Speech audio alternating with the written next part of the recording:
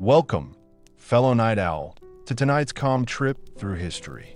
As you get ready for a good night's sleep, I invite you to join me on a trip back in time to a world of knights and castles, of kings and queens ruling vast lands from thrones covered in jewels. Before we start, I'd love to know where in the world you're tuning in from tonight and what time it is where you are. Please feel free to leave a comment and share. It's always great to see how diverse this community is and how much it loves its history. If you enjoy these relaxing stories about the past, why not subscribe so you never have trouble sleeping or relaxing again? Now, make yourself comfortable, my friend. Maybe you're snuggled up in bed or relaxing on a comfy sofa. As you start to feel sleepy and your breathing slows down, let my words take you back in time to a place that is both familiar and strange. We'll look behind the stone walls of great castles and into the lives of the people who once lived there. Tonight, we're going to travel back in time to medieval Europe. We'll go from the fall of Rome in the 5th century to the Renaissance in the 15th century. It was a time of faith and superstition, of plagues and progress, of conquests and crusades. The monarchs, who were like princes and princesses, kings and queens, were the most important people in this ever-changing world. They believed that they were chosen by God to rule. From jeweled crowns to mantles, the royal clothing of the Middle Ages still interests us today. When we picture old rulers, it's easy to imagine them living in a world of great wealth. We imagine them having endless feasts and parties, hunting and hawking, fighting wars and welcoming peace. They would be covered in silks and covered in jewels. But what was life really like for the royal families of medieval Europe? How did people spend their time in big castles and strongholds? When they went to sleep each night, what dreams and nightmares did they have? As you drift off to sleep, imagine yourself in their embroidered slippers. Imagine you are a king or queen in the Middle Ages. You are born into a life of unimaginable privilege and power, but also one that is also bound by duty, expectation, and tradition. Every decision you make will affect your own future and the future of the kingdoms. So, dear listener, join me as we quietly move through the big, empty rooms and down the dark corridors. Our footsteps were quiet because there were thick rushes on the cold stone. We'll be involved in local meetings, celebrations, and events like weddings and funerals. In the process, we may just discover that the royals of old were more human than the dusty pages of history might suggest. Our first stop will be the royal bedchamber itself, the most private room where monarchs began and ended each day. As you get cozy, let's pull back the heavy curtains and welcome the day as people did hundreds of years ago. Picture the first sunlight coming through a small window and the light reflecting off the gold threads of a beautiful tapestry. The room is warm and cozy with a nice fire. The light from the fire moves across the detailed carvings on the big oak bed, which is covered with soft cushions and warm fur blankets. Everything is still safe, as the noble sleepers are breathing slowly and evenly. Soon, the royal pair are woken by a soft knocking at the door. It's the groom of the stool, that most intimate of servants, arriving to help the king with his morning toilet routine. The monarch is washed, dried, and dressed in a very fancy way, with lots of layers of clothing. The queen is looked after by her ladies-in-waiting. Each one is a beautiful highborn woman competing for her favor. Next, the king and queen will pray. They must set a good example for their subjects. In a small private chapel, they kneel together to say their prayers. They knew those Latin phrases very well. The smoke from the incense and the shine of the cups make us feel like we are in a dream. This reminds us that the right to rule comes from God. Even the strongest people must be humble before God. But even though they had all this ceremony, pomp, and prayer, medieval kings and queens also had to deal with more everyday things. So, feeling strong in their faith, the king and queen got ready to face a busy day with all their royal duties. As we have seen, medieval kings and queens were still human, despite their immense power and privilege. This meant they were sometimes foolish, afraid, and weak. Their lives were defined by serious tasks and fun activities, and by religion and politics. And perhaps no ruler better showed these contradictions than the 12th century Queen Eleanor of Aquitaine. Eleanor was born in 1122 to one of the richest and most powerful families in France. She was the heir to a huge area of land, which was almost a third of the country. She was beautiful, intelligent, and strong. She was also one of the most desirable women in Europe. In 1137, when she was only 15, she married the 17-year-old Prince Louis, who was set to become King of France. It was a very important match, but the team didn't win. The religious and scholarly Louis was not suited to the lively and worldly Eleanor. However, when Louis's father died later that year, the teenage couple became King Louis VI and Queen Eleanor of France. Despite their differences, Eleanor joined Louis on the Second Crusade in 1147, leading a group of her own Aquitanian soldiers. This stubborn act was very shocking at the time. People thought that only men should get involved in politics. But Eleanor was no ordinary lady. She was wearing armor and riding a white horse, which made her stand out as she went to the Holy Land. Sadly, like most crusades, it ended in disappointment. The Christian armies were unable to take back Jerusalem and went home defeated. The crusade only made the rift between Eleanor and Louis bigger. They had never been close, but now they could barely stand each other. After being married for 15 years and having 2 daughters, the couple, who were not well suited to each other, asked for their marriage to be canceled because they were related by blood. This is a big problem for the church. The truth is, it was just a weak reason to leave an unhappy marriage.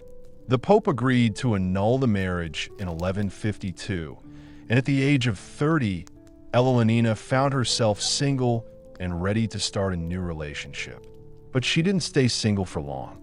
Just 2 months after her divorce, Eleanor married the strong young Duke of Normandy and Count of Anjou, an 18-year-old man called Henry Plantagenet. It was a short but intense romance and a clever political move. When they joined forces, Eleanor's lands became part of Henry's, creating a strong opposition to the French crown. But that was just the start.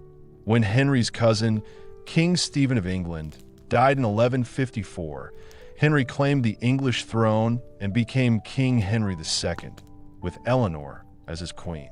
The couple now ruled a huge empire that stretched from Scotland to the Pyrenees, also known as the Angevin Empire. For the next 13 years, the fertile Eleanor gave birth to 8 children, 5 boys and 3 girls. These children included the future kings Richard the Lionheart and John Lackland, who became famous for the Magna Carta. But things weren't all happy for the royal couple. Her second marriage was just as troubled as her first one with Eleanor. Henry was a man who had many affairs, and he had children with more than one woman. He was also a very strict and often cruel husband. He controlled Eleanor's movements and limited her authority. The fiercely independent Eleanor was unhappy about this, and the marriage became a Cold War. Things reached a crisis point in 1173 when Eleanor's sons, encouraged by their mother, rebelled against Henry to seize power. It was the worst betrayal in history, but the revolt fizzled out, and Henry got his revenge. He captured Eleanor and locked her up for 16 years, moving her between different royal castles. Her sons did not fare much better. Henry's namesake, the young king, died of descent while leading a rebellion in 1183. Geoffrey died in a jousting tournament in 1186. But time and tide wait for no man, not even kings. When Henry died in 1189, his favorite son, Richard, became king. One of Richard's first acts as king was to free his mother, who had been held captive for a long time. At the age of 67, Eleanor escaped from prison and went back to power.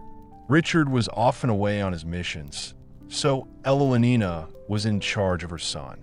She did a good job of running the country and getting money to pay for her son to be set free when he was held prisoner. Even in her late years, the determined Eleanor was still strong. When Richard died in 1199, she supported her youngest son, John, in his claim to the crown over his nephew, Arthur. At the age of 77, she personally led an army to attack Arthur's supporters, making sure that John succeeded. She died in 1204 at the monastery of Fontreau at the amazing age of 82, which was a very long life for that time. Eleanor of Aquitaine was a queen in the medieval era, and she was different from other queens in many ways. She had a lot of power and money, and used these to influence politics through her marriages and investments.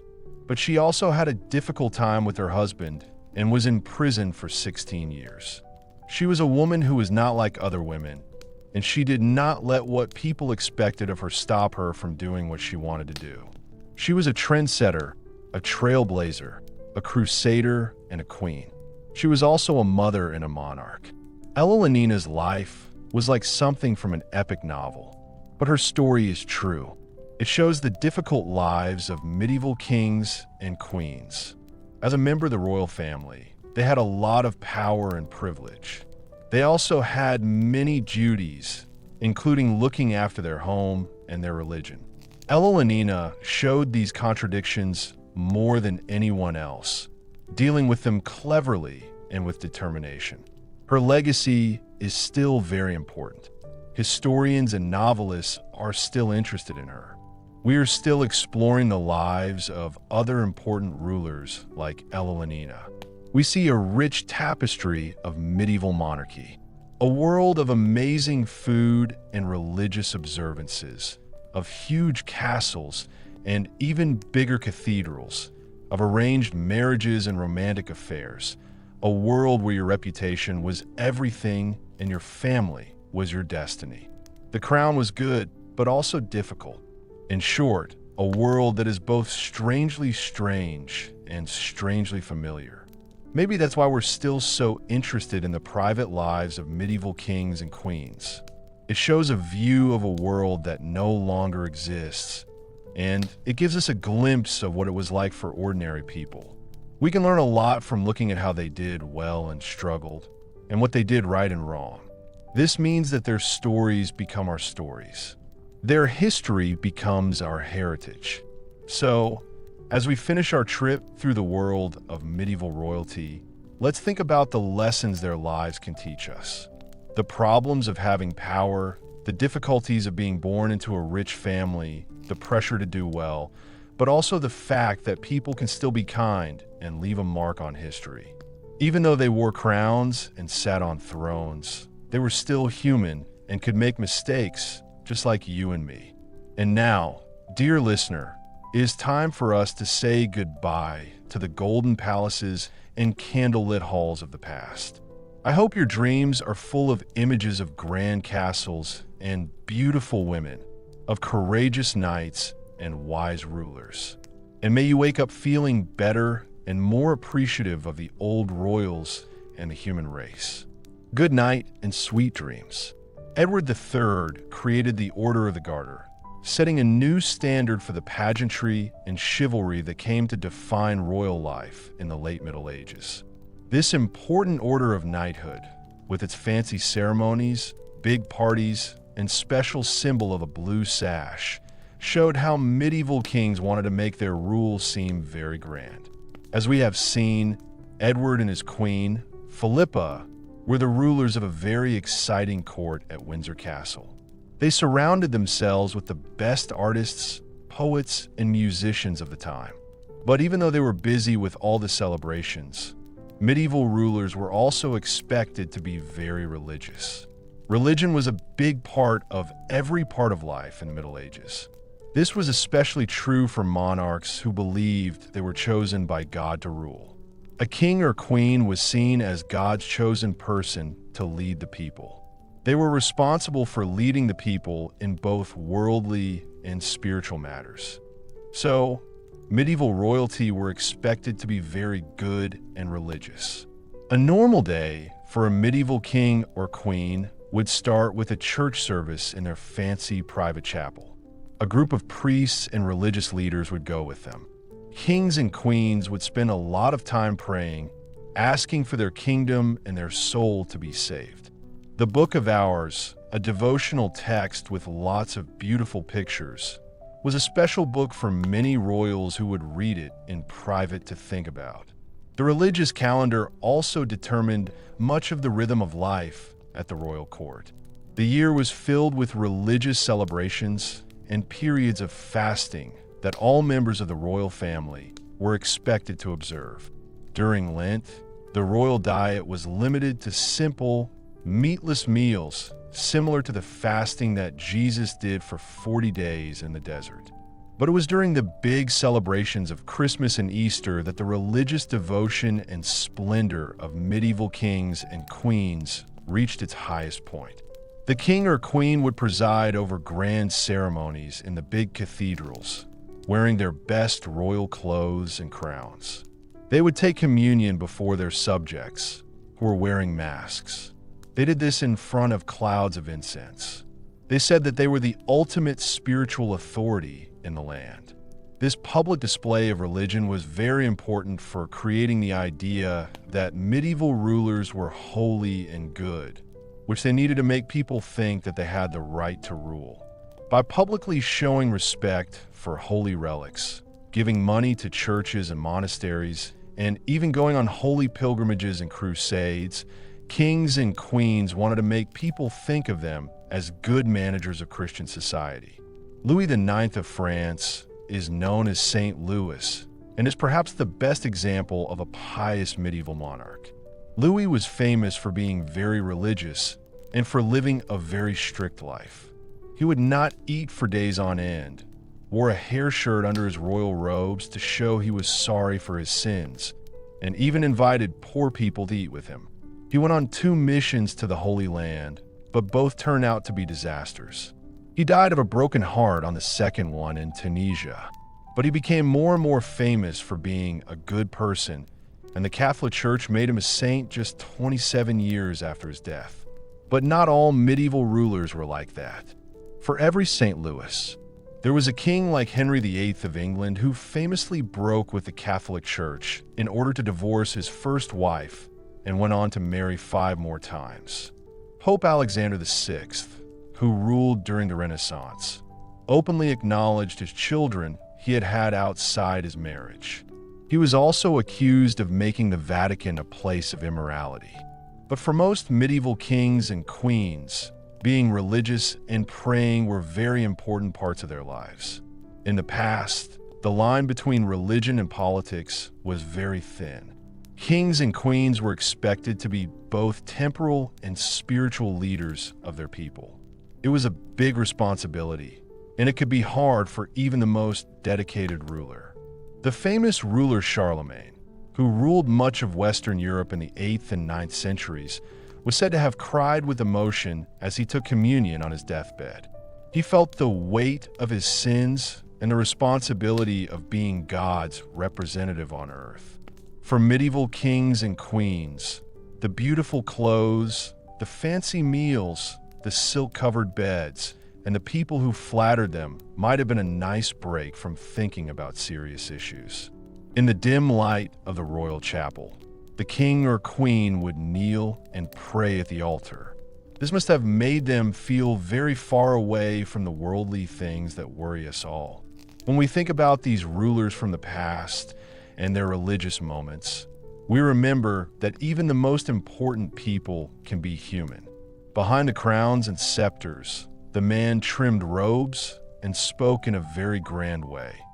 Medieval kings asked the same big questions that have always worried people. Questions about what life means, about dying, and about wanting to feel close to a god or gods. In the quiet of the big churches where they prayed, or in the shadows of their own bedroom, these kings and queens looked for comfort and advice from a higher power. This shows us that everyone is looking for a purpose in life. But even the most religious ruler cannot spend all their time in prayer and thinking. The job of ruling a medieval kingdom was dangerous because there were lots of competing interests, shifting allegiances, and powerful personalities. Monarchs had to deal with all of these things to keep their power. Perhaps no one showed the clever use of politics and strong character needed to be a good medieval ruler, quite like Eleanor of Aquitaine. Eleanor was born into a rich noble family in southwestern France in 1122. When she was just 15, she inherited the huge duchy of Aquitaine, making her one of the most eligible bachelors in Europe. Her first marriage to Louis VII, the King of France, was a mismatch of personalities. The sophisticated Eleanor found the plain Louis unbearably dull, and their relationship got worse after she went with him on the Second Crusade to the Holy Land, which ended in disaster. The expedition was a disaster, and rumors spread that Eleanor had been having a relationship with her uncle, the handsome Raymond of Poitiers, while they were camping near the Great Walls of Antioch. When the royal couple returned to France, their marriage was effectively over. The Pope also surprised everyone by approving Louis' annulment, which is when a couple is too closely related. Eleanor, who was only 28 years old, suddenly found herself the most popular bride in Christendom. Her next match would be much more important. Just 8 weeks after her death, Eleanor married the young Duke of Normandy, who also had a lot of land in western France. His name was Henry Plantagenet, and 2 years later, he would become King of England as King Henry II with Eleanor as his queen. Together, Eleanor and Henry were in charge of a huge empire that stretched from the Scottish borders to the Pyrenees Mountains, including all of England and more than half of modern-day France. It was one of the largest and most powerful regions in medieval Europe. At the center of it all was the strong partnership of Henry and Eleanor. During their 35-year marriage, the royal couple had 8 children together, including 2 future kings of England, Richard the Lionheart and his treacherous brother John. Eleanor would be in charge of her sons when they took the throne, and she would have a lot of power and influence herself. But her path to becoming one of the most powerful women in medieval Europe was not easy. Eleanor and Henry's marriage was very rocky. It was marked by infidelity, power struggles, and their sons rebelling, often with Eleanor's support. In 1173, Eleanor's 3 eldest sons, young Henry, Richard, and Geoffrey, rebelled against their father. They wanted more independence and to be in charge of their own territories. Eleanor, who had long felt irritated by Henry's attempts to limit her power, joined her sons in the revolt. But the rebellion was put down, and Eleanor was captured while trying to escape to France. Henry was so angry that he put her in prison and didn't let her leave her home for the next 16 years. It was only after Henry's death in 1189 that Eleanor was finally freed by her son Richard, who was now King of England. Even though she is almost 70 years old, she quickly regained her political influence. When Richard left for the Third Crusade shortly after being crowned, Eleanor was in charge of England while he was away. She lived longer than Richard and the next person who was in charge after him, John. She died in 1204, when she was 82 years old. Eleanor's long and eventful life provides a captivating look at the complicated dynamics of power and gender in a medieval world. As a woman who had a lot of influence because of her wealth, her role as queen, her time as regent, and because she was the mother of kings, Eleanor broke a lot of the rules that were put on women in a society where men had a lot of power. But her story also shows how even the most important woman in medieval society could still be in danger. Even though Eleanor was rich and powerful, she was still under the control of the men around her. First her husband, then her sons. The fact that Henry imprisoned her shows that women had very little power in a world where kings ruled. But Eleanor is still fascinating historians and storytellers, which shows that her legacy is bigger than just being royal or being a woman. She represents the adventurous spirit of her age, a time when the old feudal system was ending and a new world of courtly love, chivalry, and the first signs of individuality was beginning. Eleanor was a big supporter of the arts and a leader in the courts of love. These are places where people got together to celebrate and write down the rules of courtly romance. Eleanor helped to shape the cultural ideals that would define the High Middle Ages.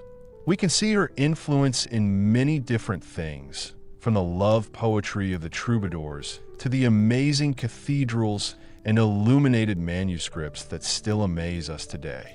In Eleanor's story, we see a woman who wrestled with the big questions of her time. Questions of power, faith, love, and duty, and who left a lasting mark on the world she lived in. Her story is about wanting to achieve things, the excitement of what might happen, love, and the problems that strong women can face in a world that is sometimes not fair to them. But it is also a very human story. Just a quick reminder that even the most important people in history were normal people with all the good and bad points that implies.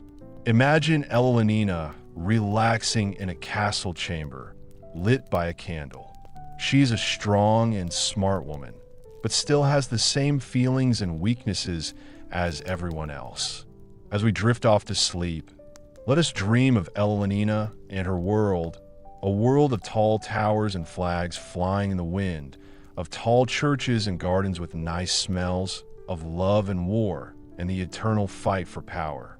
We should also remember that the history of the world is made up of the many lives of its people. Each one is a story waiting to be told, a gift that will be remembered in the quiet of the night. We have seen that medieval monarchs lived lives of extravagance and ceremony, but also had to follow strict rules and take on heavy responsibilities. Even though they had grand castles and courts, kings and queens had a hard life. Look at Eleanor of Aquitaine. She was born into wealth and privilege as the heir to a large duchy, and she became Queen of France at the age of 15 when she married King Louis VI. The young couple went on the Second Crusade together, which was doomed to fail. It was a very difficult journey, thousands of miles long. It ended with the military failing and people becoming estranged. Eleanor and Louis Swiss had been married for 15 years and had 2 daughters. However, the marriage was ended because of a blood relationship. But Eleanor's story was far from over. Just 8 weeks later, she married the young Duke of Normandy and Count of Anjou, who soon after became King Henry II of England. As queen once again, Eleanor was a strong political presence, ruling England while Henry was away and having 8 children with him, including the future kings Richard the Lionheart and John Lackland. But even though she had a lot of power and influence, Eleanor's life was also full of problems and was very difficult because of the politics of the time. Her marriage to Henry was a constant source of conflict, and she eventually encouraged her sons to rebel against their father. For this, she was locked up in her house for 16 years. In the end, she outlived both her husbands and most of her 10 children, dying at the age of 82 as the Queen Mother and one of the great survivors of her age. Eleanor's amazing story shows how hard it was for even the most well-born medieval women. Queens had a lot of power, but only if they followed the rules. If they did not, they might be punished. The personal was deeply political. and a royal woman's choice of spouse or ability to produce heirs could mean the difference between a royal family being successful or not. This was certainly true for Empress Matilda, the daughter of King Henry I of England.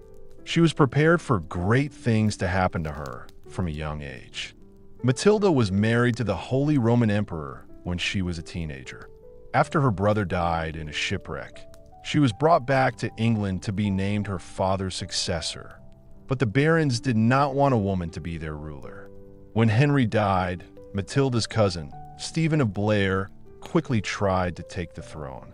This led to a civil war that lasted almost 20 years and is known as the Anarchy. Matilda fought hard for what she thought she deserved, getting other people to support her and even getting out of a castle that was being attacked by being lowered down the walls in a coffin. She came very close to the throne, entering London with great fanfare and getting ready for her coronation. But the people soon turned against her, and she was chased out of the city, never to return. In the end, Matilda had to settle for seeing her son, the future Henry II, recognized as Stephen's successor, a peaceful solution to the problems in England. But it was disappointing for a woman who had fought so hard to be queen. The stories of Eleanor and Matilda remind us of the difficult lives that medieval women had, even those in the highest levels of society. Queens and empresses might become very rich and powerful, but they could only do this if the men around them put up with them. In a world where the marshal was the ultimate authority, female rulers were only ever regents or intercessors. They were never truly secure on their thrones. But even though the world of politics was mostly closed off to them, medieval royal women still found other ways to achieve their goals. Many of them were patrons of the arts. They had magnificent works of art and architecture made to decorate their palaces and honor their memories. Eleanor of Aquitaine was a famous supporter of troubadours and poets. She ruled over a glamorous court culture that helped create the early medieval fashion for courtly love. Other queens were more involved in religion. They started religious communities and monasteries, went on pilgrimages, and even led crusades. This was what Eleanor did with her first husband. The church was one of the few places where royal women could have some independence and spiritual power, even though they were still lower down in the social order. But not all medieval kings and queens were as big a deal as Eleanor or Matilda. For every ruler who is remembered for what they did, there were many more who lived and died without anyone knowing their names. These forgotten rulers may not have changed the course of nations, but their experiences are still very important for understanding what life was like for royalty in a very different age. Think about the daily routine of an average medieval king. Today, we might think of royal schedules as being very busy with court ceremonies, meetings with other countries, and government business. But in medieval times, they were often much less busy. Most days, the king would have a church service in the morning and maybe some legal business or meetings with other important people. But many kings also had long periods of relaxed time where they would have fun and do different things like eat, go hunting, or play games. In the 12th century, Walter Map wrote about a royal feast and said that it was wrong. Amidst wild revelry and uninhibited delights, accompanied by jesters, musicians, sumptuous dishes, and delicacies fit for royalty, along with dancers and jugglers. All shame was gone, all modesty left behind, and day became night as torches were lit and the air filled with shouts and cheers. He may seem confident, but he is actually quite vulnerable. Although medieval monarchs were allowed to enjoy themselves, they were also expected to live up to very high standards of nobility, religion, and honor. They were supposed to be kind, brave, fair, and good role models, while also dealing with the difficult politics and fighting between families in the royal court. It's no surprise that so many people looked for comfort in short-term pleasures, or held on to the familiar security of religion.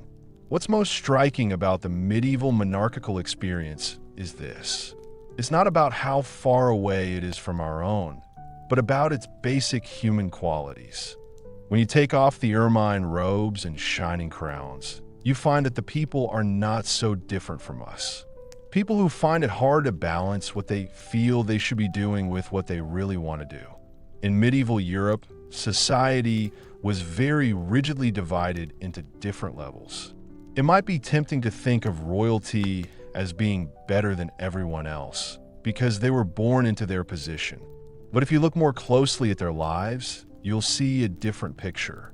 They were normal men and women dealing with big problems and having small dreams, just like any of us today. So, when you're about to go to sleep and your eyes are heavy, think about the kings and queens of the past whose stories have been passed down to us. Picture yourself in a castle bedchamber, feeling the weight of your crown as you rest your head on the pillow. Imagine yourself in their world of ceremony and mystery, relaxation and desire, and think for a moment about how much has changed and how much is still the same.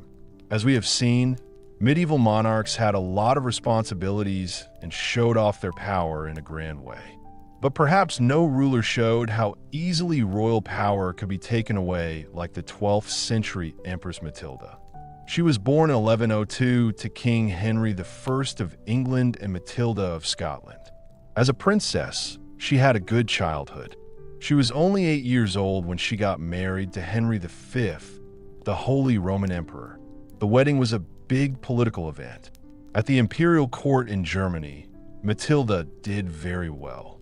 She quickly learned the language and customs of her new home, impressing others with her confidence and intelligence. The teenage Empress traveled a lot with her husband, even going with him to fight in the war in Italy. Sadly, Henry V died suddenly of illness in 1125, leaving 23-year-old Matilda a widow. She didn't have any children of her own, so she went back to the English court of her father. King Henry I really loved his only surviving legitimate child. He chose Matilda to be his heir and made his barons swear their loyalty to her. This was a very unusual event because no woman had ever ruled England on her own before. Henry also arranged for Matilda to marry the powerful Geoffrey of Anjou in 1128. The union produced 3 sons, including the future King Henry II. But storm clouds were gathering. Many of England's barons did not like the idea of a woman being king, and Matilda was not popular with the people because she was shy and not friendly. When Henry I died in 1135, there was a lot of fighting over who would be the next king. The king's nephew, Stephen of Blois, quickly crossed the channel, took the crown for himself, and was recognized as ruler by the English church. Matilda was really angry with her husband Geoffrey. She encouraged people to support her cause and launched an attack on England in 1139. The problems of the royal life were shown when a civil war broke out. For over 10 years, the land was at war, with Matilda and her cousin Stephen fighting for the throne. This time is now called the Anarchy. Despite her determination, the Empress found it hard to achieve a clear victory. Her forces captured Stephen in battle in 1141, and Matilda briefly took control of the government. But she made a lot of mistakes, and her strict rule made URSTW allies unhappy. A popular uprising forced Matilda to leave London before her planned coronation. As the war continued, the people suffered a lot because there was no longer any law and order. In the end, Matilda and Stephen were both unsuccessful. The anarchy ended in 1153 with the Treaty of Winchester. This allowed Stephen to keep the throne, but named Matilda's young son, Henry, as his successor. The next year, Stephen's death allowed Henry II to finally make England stable again. Matilda's long fight to get her royal inheritance was finally over. The story of Empress Matilda is a good example of this. She was a princess, but even she was affected by the problems in the world. Matilda was born into power and prepared to become queen, but her gender and her stubborn personality meant that this was not to be. Although she never ruled in her own name, Matilda's lifelong quest to secure the throne laid the foundation for the Plantagenet dynasty that would dominate England for over 300 years. In the Middle Ages, royals like Matilda were expected to be role models for their people in terms of culture and learning. In the past, most people could not go to school, so it was the job of kings and queens to encourage learning. Kings and queens would use their money to support scholars and artisans, showing how powerful and important they were. There is no better way for a ruler to show off their cultural influence than by commissioning amazing buildings. Huge churches and grand castles were built to honor God and the king. The Gothic style of architecture that was most popular between the 12th and 16th centuries was characterized by pointed arches, flying buttresses, detailed sculptures, and beautiful stained glass. All of these amazing constructions needed lots of skilled workers, like masons, glass workers, and artisans. Take the cathedral in Chartres, France. Most of this beautiful church was built between 1194 and 1250, during the rule of Philip II, Louis IX, and Louis IX. Its amazing features included a ceiling 112 feet high, windows with 176 panes of stained glass, and a fancy entrance for royalty. All of these things were very new and exciting for the time. As many as 300 artisans worked on the construction of this Gothic masterpiece over several decades. The projects for the royals' own residences were just as impressive. Large palaces and strong castles were built and made bigger over many years. Each new generation of rulers adds its own special details. The famous Palace of Westminster in London started out as a simple 11th century home for Anglo-Saxon kings. But by the time Richard II started rebuilding it in 1394, the palace had a magnificent Great Hall, separate royal apartments, and defensive walls that went along the river and covered more than 10 acres. Inside their grand houses, medieval kings and queens filled their surroundings with beauty. Tapestries were the ultimate status symbol. They were very expensive to create, but they made the cold stone halls feel warm and inviting. Many kings, from Charlemagne to Henry VIII, collected beautiful tapestries. One of these was a series of 472 feet long tapestries called the Apocalypse, which was made in the 14th century. The room also had illuminated manuscripts, paintings, frescoes, silk cushions, and silverware. But royal support was not just for art. Poets, playwrights, and musicians could become famous and rich by working for the king. Rulers sponsored big performances and competitions and hired the most famous composer of the day to work for the court. You can follow the development of non-religious music by looking at famous musicians like Guillaume de Machaut. He worked for John the Blind, King of Bohemia, in the 1300s. One of the most important ways that medieval kings and queens supported culture was by setting up universities and libraries. From the 1100s, a ruler's reputation became linked to how many scholars they could attract and the institutions they could set up. The universities of Oxford, Cambridge, and the Sorbonne all had royal patrons. The city of Paris became a capital of learning because it collected lots of books and other materials, like the Library of the Louvre. Royals hoped to make themselves and God famous by encouraging people to share what they knew.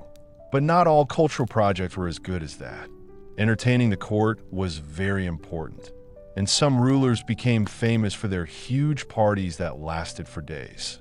One example that is particularly well known was the so-called Bals Ardens, or Ball of the Burning Men, held by the French Queen Isabella of Bavaria in 1393. For this fancy dress party, King Charles VI and several lords dressed up as wild men. Their costumes were made from linen soaked in resin to make their hair look hairy. When the king's brother came with a torch, the very flammable outfits caught fire. Several men were burned alive, but the king was saved by the actions of his young aunt. People thought that the knight's strange behavior was a bad sign. It made people think that Charles VI would go on to have problems with madness. But the cultural legacy of medieval royalty is undeniable. This was a time when creativity and learning flourished, with rulers encouraging this by ordering magnificent buildings, art, and institutions of knowledge. Kings and queens want to live on after their reigns have ended. These real things that we have left behind help us to picture what life was like in the past. It can be tempting to think of medieval royalty as living a romantic life full of luxury.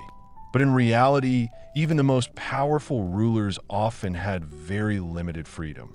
The saying, "the head that wears a crown is under a heavy burden," shows how hard it is to be at the top. Even for the most important kings, there was little privacy or personal freedom. A royal's daily life was very organized. Every hour was planned, with each hour spent doing religious services, official ceremonies, court functions, and leisure activities. There were strict rules about how to behave, from how servants could talk to them to what food could be served at a banquet. A large group of people, including servants, counselors, and guards, meant that a king or queen was rarely, if ever, truly alone. Think about what it was like for King Charles VI of France, who ruled from 1380 to 1422. He was known as the claustrophobic king because he was very uncomfortable with tight spaces. From when he was a child, Charles was watched all the time. His teachers and carers followed him everywhere and listened to everything he said. He had to ask the royal council for permission to visit his wife in another castle. His descent into madness as an adult only made it more difficult for people to supervise him. Although the rulers of the country were supposed to have a lot of power, in reality they were often limited by long-standing traditions and the influence of the aristocracy. Running a kingdom meant keeping the nobles happy, so they were given important jobs, marriages, and honors at court. Before professional bureaucracies were around, kings used to rely on their great magnates to do everything from collecting taxes to raising armies. This gave the magnates a lot of power. Those who failed to please their noble subjects could face terrible consequences. In the 14th century, King Henry III was taken hostage by a group of noblemen who were angry at him for supposedly breaking their ancient rights and privileges. Henry had to accept changes that limited the royal family's power and gave more power to a group of nobles. The royal family's reliance on the support of aristocrats was made clear. Even the most personal aspects of a ruler's life were heavily influenced by politics. Marriages, especially for women, were usually arranged for political reasons. Kings and queens were important pieces in a game called dynastic chess. They were used to make agreements between countries or to claim land. The wishes of the betrothed were rarely a factor. Princes and princesses often met their future husbands or wives for the first time at the wedding. When a royal couple got married, their most important job was to have children to make sure the royal family would continue. This pressure was especially strong for women, whose value was often based on whether they could have children. Margaret of Anjou was married to King Henry V for 7 years. They didn't have any children, but when the prince was stripped of his inheritance during the Wars of the Roses, Margaret became a fierce warrior, leading armies into battle on his behalf. But not all royal marriages were just about politics. The story of the love between Edward I and Eleanor of Castile in the 1200s is told in letters that show how much they liked each other. In the 14th century, Edward II and his friend Piers Gaveston were in charge. They were very close, maybe even more than friends. But even these relationships were public and open to scrutiny by the royal court. Even though royalty had a lot of privileges, they gave up a lot of their freedom. The crown's seclusion also meant a formal distance from their subjects. A look at what was happening behind the scenes, like in Henry V, where we see 6 sad moments, or in Edward II, where we see the sadness of the king over the death of Gaveston, reminded the people of the human side of their rulers. But more often, what people saw and what history records is the public persona of a famous but unreachable figure. In the end, perhaps the biggest challenge for a medieval king was the pressure to live up to the high standards of the role. Kings were supposed to be fair and honorable, and they were meant to protect the church. Queens should be examples of beauty, virtue, and religious devotion. They must appear strong but kind, and dignified but generous. And through their support and conquests, they had to build a worthy legacy for future generations. Think about how much pressure there is on even the most well-born people to do well. If we look back through history, we can almost see the glittering mask of royalty slip aside, revealing the human faces beneath the crowns. The fancy robes and flags cannot hide the worries and feelings of people like any other. People who laughed and cried and got angry between the big ceremonies and the fancy pictures. As we no longer have any records of medieval royalty, perhaps this is what we remember. It's not just about the grand castles and precious treasures, but also the people who were left to rule alone. While the lives of monarchs were very different from our own, it is possible to feel empathy for them from the past. This is because we can sense that they had an inner world that was similar to our own, whether they were royalty or not. Good night, and may you have nice dreams full of the golden memories of the past. The ghosts of kings and queens who, despite their amazing actions and fame, were still people like you and me. Rest now and think about what life was really like for those who ruled so long ago, in a time so long ago that we can only imagine. Until we meet again, my wise dreamer, we will now look more closely at the amazing life of Eleanor of Aquitaine, a woman who changed the course of history in medieval Europe. Eleanor was born in 1122 to William I X, the rich and powerful Duke of Aquitaine. From a young age, she was taught to be the best and receive an education to prepare her for her role as queen. She learned to read and write, which was unusual for a woman at that time. She was also tutored in languages, music, and the arts of courtly love. When she was only 15, Eleanor's life changed a lot when her father died suddenly while he was on a trip to Santiago de Compostela. As the oldest of 2 daughters, Eleanor inherited the huge duchy of Aquitaine, making her the most suitable bride in Europe. Many suitors from far and wide wanted to marry her and take control of her wealth and territory. In the end, it was Louis VIII, the young king of France, who won Eleanor's hand in marriage.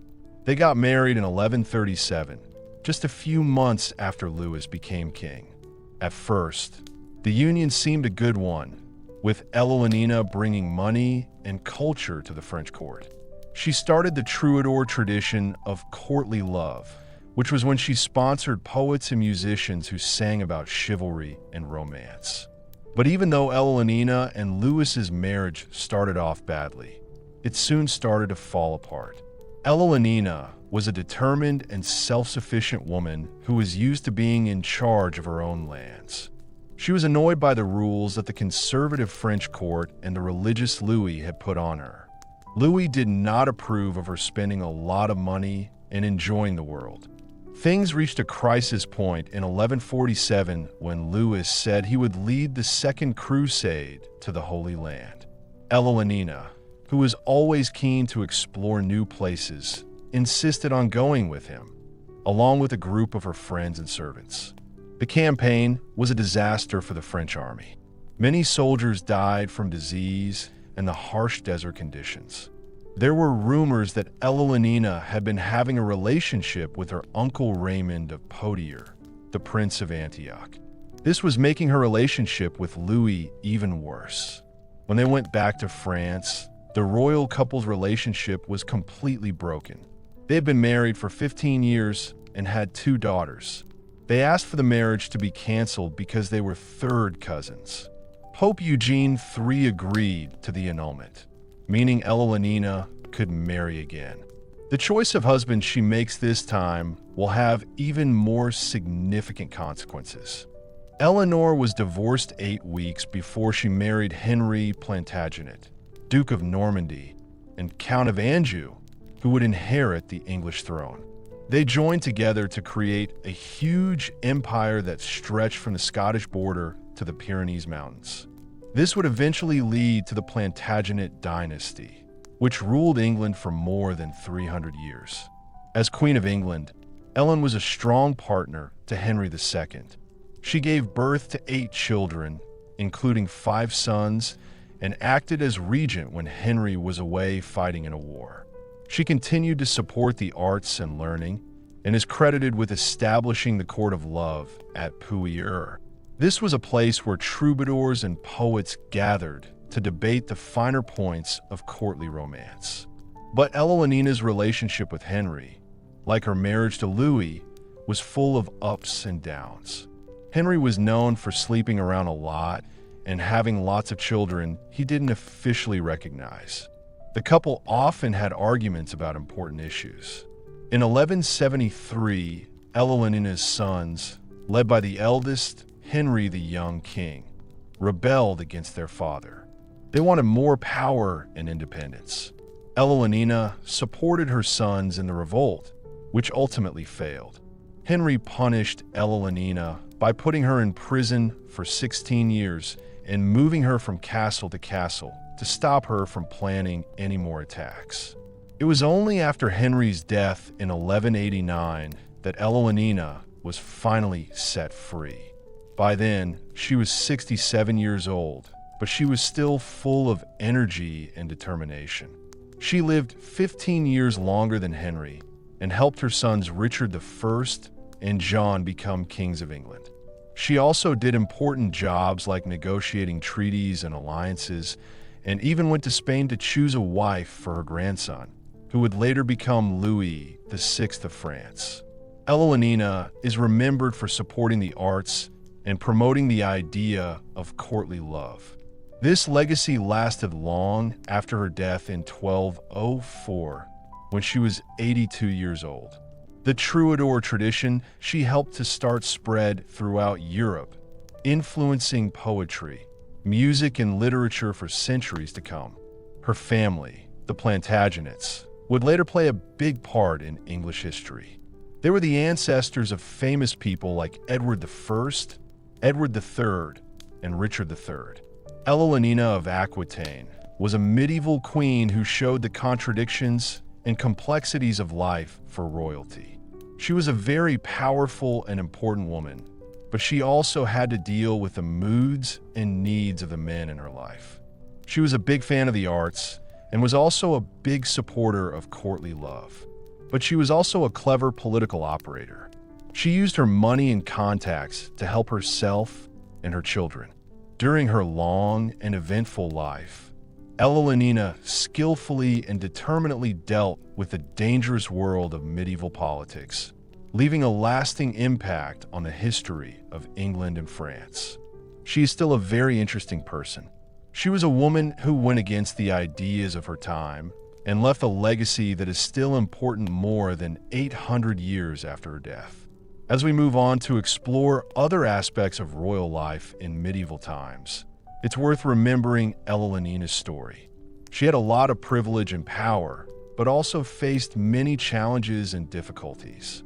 Her successes and her difficulties show us the bigger ideas and patterns that affected the lives of medieval kings and queens. From the heavy duties of being a ruler to the things you have to give up and the compromises you have to make that come with the crown. So let's look at the duties and sacrifices of royalty in the Middle Ages. But sometimes we might find that the beautiful appearance of wealth and power can hide a more complicated and sometimes worrying truth. Even the most powerful rulers were affected by things they couldn't control. As the sun rose over the medieval landscape, the day began for the monarchs and their servants. The first thing they did was usually to worship a god. Kings and queens were expected to be very religious and go to church every day. Many of them had private chapels in their big houses where they could worship in peace with priests and servants. Religion was a key part of a medieval ruler's life. The Queen's Day was usually about the royal children. Most queens had lots of children because having a big family was seen as a good thing. But childbirth was dangerous in the past. Many queens died while giving birth, as did babies and young children. Those princes and princesses who survived enjoyed a special but often short childhood. Royal children were usually raised separately from their parents in a different part of the palace or even a separate residence altogether. There, they were looked after by a large team of nurses, teachers, servants, and friends. A princess would learn household skills like sewing, as well as dancing, music, and how to behave well in society. Education for princes was much more comprehensive.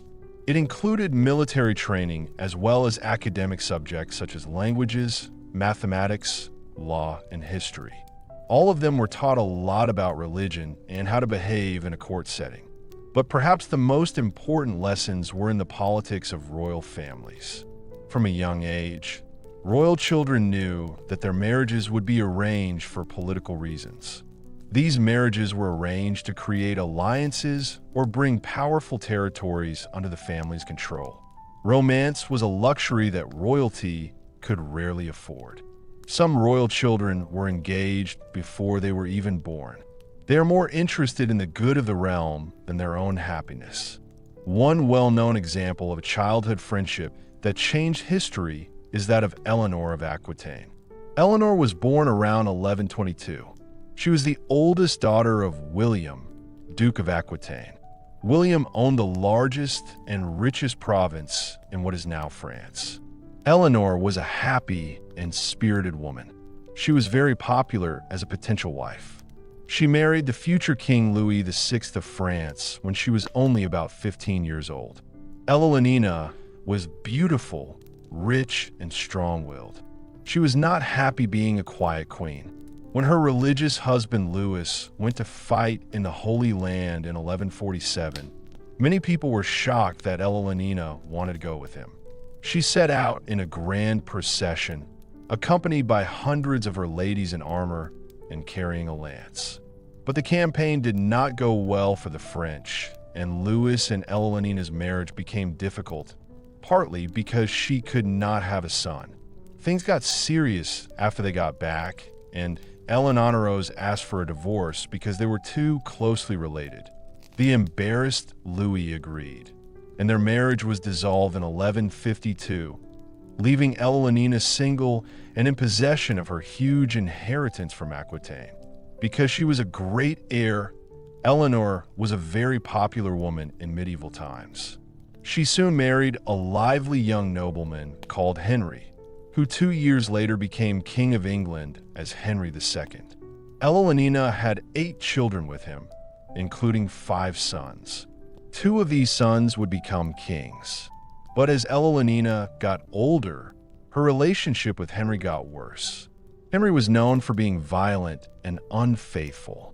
After Eleanor supported a rebellion by their sons against Henry, the furious king had the queen placed under house arrest, where she remained for over 10 years. In 1173, Eleanor's eldest surviving son, Richard the Lionheart, once again rebelled against his father, Henry. Richard, his mother's favorite, may have felt more confident knowing that Eleanor supported his claim. He went to war with his younger brother Geoffrey. At one point, the sons even took their own father prisoner. But Henry finally won, agreeing to free Eleanor only after Richard gave in and begged for forgiveness. While she was in prison, Eleanor had a big influence on her sons. She made them more ambitious and gave them advice in letters. When Henry II finally died in 1189, Richard became king, and his first act was to order his beloved mother to be released. When Richard left for his third crusade, he chose Eleanor to rule in his place, giving her the chance to be in charge for the first time. While Richard was away, Eleanor worked hard to raise money to free him, talked to the Pope to arrange this, and run his territories. She traveled a lot, going from England to France and back. The determined Eleanor lived to the amazing age of 82 and spent her final years in her favorite abbey, Fontevraud. Eleanor was a great queen in medieval times. She showed that women could have an important role even though there were many rules about women in her time. She made an effort to appear as someone who was interested in art and culture. In fact, the tradition of courtly love poetry became more popular at her court, where Eleanor encouraged troubadours to write poems that praised the virtues of noble women. But Eleanor was different in many ways. Most medieval queens' main job was to give the king a son. The sons were much more important than the daughters. It was very important for queens to have healthy children, so queens who couldn't have children were often replaced. People thought that being a baroness was bad luck or a punishment from God. Queens had to have babies to keep their royal families alive. This meant that many queens were almost constantly pregnant, giving birth and recovering for most of their childbearing years. But they were also expected to preside gracefully over court festivities, even when in a delicate condition. And of course, the pain of giving birth was always a risk for royal mothers and babies. This was also the case for Queen Philippa of Hainaut, who was the wife of King Edward III of England. Philippa was a devoted wife who gave Edward many children, including 5 sons who lived to adulthood. She was in charge of the government while Edward was away fighting in wars. Philippa was a queen in the medieval era who was known for her kindness and religious devotion. But having so many royal children ultimately cost Philippa her life. She died in August 1369, just days after having her 14th child. Edward was devastated by the loss of his queen, and her people mourned her deeply. Her grandson would become king as Richard II. While the king wanted sons more than daughters, he also wanted to marry his daughter to another ruler to make peace or form an alliance. Daughters were useful in the game of politics between different families. When a princess was about to get married, the terms of her contract would be negotiated for months. Every detail would be carefully worked out, and there would be a lot of back and forth. When she got married, she was expected to support her birth family's interests in her new country. Queens who failed in this risked being branded traitors or worse. Most royal daughters, not knowing how to live any other way, accepted their fate calmly and did what their royal family needed them to do. Some wives even came to love their husbands. But many people lived alone and were unhappy in a foreign country, far from home. They were only valued for their wedding dowry and the number of children they had. So, when a royal bride was getting ready to marry, or was just starting out in her new role, her own mother was often the best person to help her. Queens worked really hard to arrange marriages for their children. They asked for favors, fixed arguments, and made plans against enemies. Once a queen's daughter was safely delivered to her husband, she tried to keep in touch with him regularly by sending him letters full of news, advice, and warnings. A royal mother's counsel was often very useful for a daughter when she was trying to settle in a new court. This special bond between queens and princesses was one of the most important relationships in the medieval world. Empress Matilda was one royal daughter who could have used her mother's help. Matilda was born in 1102 to King Henry I of England and his wife Matilda of Scotland. The young princess was only 7 when her mother died, which made her a target for her father's criticism. When Matilda was only 8 years old, King Henry arranged for her to marry the powerful Holy Roman Emperor Henry V, who was more than 15 years older than her. The little princess was sent to Germany in 1110 to be raised at her future husband's court, where she was educated to be a queen. The emperor and empress got married in 114, even though the bride was only 12 years old. As Empress of the Holy Roman Empire, Matilda seemed destined for greatness. But her husband died in 1125 after only 11 years of marriage. The 23-year-old Matilda was left without a clear role when her husband died. She had not given the emperor a child, and his successor did not care for her. Matilda had no other choice but to go back to her father, King Henry.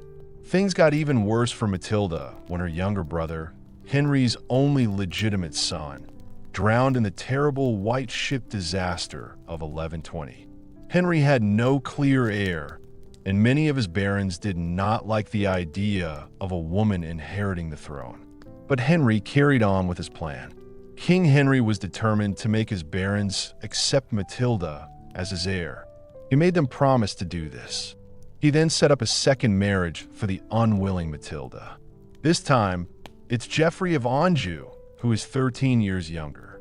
The match was full of tension, with Matilda and Geoffrey often arguing. But in the end, the two of them made up and had 3 sons. When Henry I died in 1135, it looked like Matilda would become Queen of England. Geoffrey was working with her to help her become queen. However, many of the barons broke their promise to Henry and instead supported his nephew, Stephen of Blois, who was very charming. Matilda was angry about being ignored. She got other people to join her, and together they invaded England in 1139. Matilda captured Stephen in battle in 1141 and ruled London as Lady of the English for a few months. But the people didn't like her short temper, and she had to run away when Stephen's friends came to help him. The resulting civil war and breakdown of royal authority as Stephen and Matilda's factions fought for control became known as the Anarchy. For almost 20 years, the two rivals kept fighting and trying to get the upper hand as the kingdom was torn apart by war and disorder. People who wrote about the history of the church at the time said that Christ and the saints were asleep while the war continued. After a lot of discussion, the two sides finally agreed to a solution called the Treaty of Winchester in 1153. Stephen was king and would stay king for the rest of his life. His son Henry would be king after him. The next year, Stephen died and the 21-year-old Henry became king as Henry II, starting a new time for England. Matilda herself retired quietly to Normandy, where she died in 1167 at the age of 65, knowing she had fought like a lioness to put her son on the throne. In the end, she lost her long fight to be queen, but through her family, including the powerful Henry II and the famous Richard the Lionheart, Matilda left a huge impact on the English monarchy for many years to come. The story of Matilda and Stephen shows how even the most solid royal lineage could be uncertain in the chaos of the Middle Ages. In the past, people did not live as long as they do today. So if a king died and his heir was not yet ready to take the throne, or if there was a disagreement about who should inherit, this could cause big problems for the kingdom. Queens like Eleanor of Aquitaine and Empress Matilda, who lived long enough, could have a lot of influence as queen mothers and regents for young kings. Matilda's daughter-in-law, Eleanor of Aquitaine, was especially good at using her power to influence events, even becoming very influential in the royal court for a time. But in medieval Europe, where men had all the power, it was rare for women to have such a big role. Women, even royal ones, were supposed to be obedient, religious, and well-behaved, showing the qualities of the perfect lady. The queens who were too confident and powerful in their male-dominated roles as rulers and warriors often faced criticism and were criticized. Chroniclers said that they were too ambitious and tried to do too much for their own good. This was also the case with Queen Isabella of France, who was married to Edward II of England. Isabella was beautiful and clever. She did not like her husband, who was not very good at his job and always wanted to have fun. He also had a lot of power at court. In 1325, Isabella fled to France, where she started a relationship with a nobleman called Roger Mortimer, who was ambitious. The scandalous pair gathered an army and attacked England. They captured the unfortunate Edward and forced him to give up his throne to his teenage son, Edward III. Edward II died soon after, probably murdered on Isabella and Mortimer's orders. The pair then ruled openly as regents, and their affair was common knowledge. But young King Edward was tired of his mother always controlling him. He staged a palace coup, arresting Isabella and putting her lover Mortimer on trial. The queen was not killed and was allowed to leave with dignity. However, Mortimer was executed for treason. Isabella's story is a warning for other queens. It shows that even the most powerful queens can quickly lose their status if they don't keep up the right image of being a good woman. In the difficult world of medieval politics, royals had to be very careful because one wrong move could mean being dishonored or even killed. When those mistakes involved queens and their lovers, the scandal was really exciting for people who liked to watch the royals. By the later Middle Ages, most kings had accepted that their wives had other lovers, as long as these were reasonably careful and bore the king's children. Of course, kings themselves often had relationships with other women. It was expected of strong, sexy royal husbands. Henry II of England, who was married to Eleanor of Aquitaine, had many mistresses. The most famous of these was the beautiful Rosalind, the daughter of a knight. Henry made a special place for Rosalind, his beloved, at the center of a hedge maze in his park in Woodstock. Legend has it that Queen Eleanor, feeling jealous, found a way into the labyrinth and challenged her young rival Nubal, offering her a dagger or a cup of poison. The story's suggestion of murder only added to the fair Rosamund's romantic mystery. The reality, as always, was probably more boring. Some historians think that Rosalind may have become a nun with Eleanor's knowledge. This would have been a respectable way to get her out of the royal court. Rosalind died of natural causes. A charitable foundation was later set up at Godstow Abbey in her name. The story of Rosalind and Eleanor is a great example of medieval nobility's fascination with tales of love, jealousy, and tragedy. People loved to gossip about these stories, whether they were true or not, and they would often be discussed around palace fireplaces and at banquets.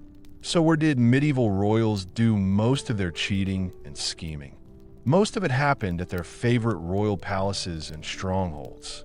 Kings and queens would travel between castles to keep an eye on their lands. The grand royal palaces of the Middle Ages were more than just military strongholds. They were also political centers and places where royal ceremonies and plots were planned. The biggest castles had inner and outer rings of thick walls, towers, baileys, and keeps.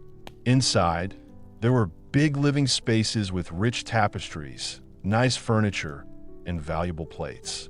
A great example of this is William the Conqueror's White Tower, which was started in the 170s.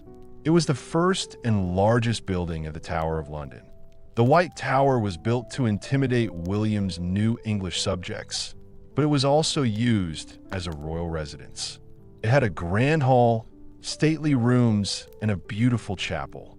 Many beautiful examples of medieval royal apartments still exist today. One of the most luxurious ones was the Palais de Côte in Paris. This was the main seat of the French royal family from the 10th century until Charles V moved the royal court to the Louvre in the 1360s. The Pale Gate was a huge building made up of a fortress, a prison, law courts, and a beautiful royal residence. At the center of the building was the magnificent Guancel, a hypoil hall with tall arches supported by colorful marble columns. The vault was painted a deep blue color, with golden flowers that looked like they were floating in the night sky. There were huge statues of French kings on the walls. They looked down at the people in the court and the visitors.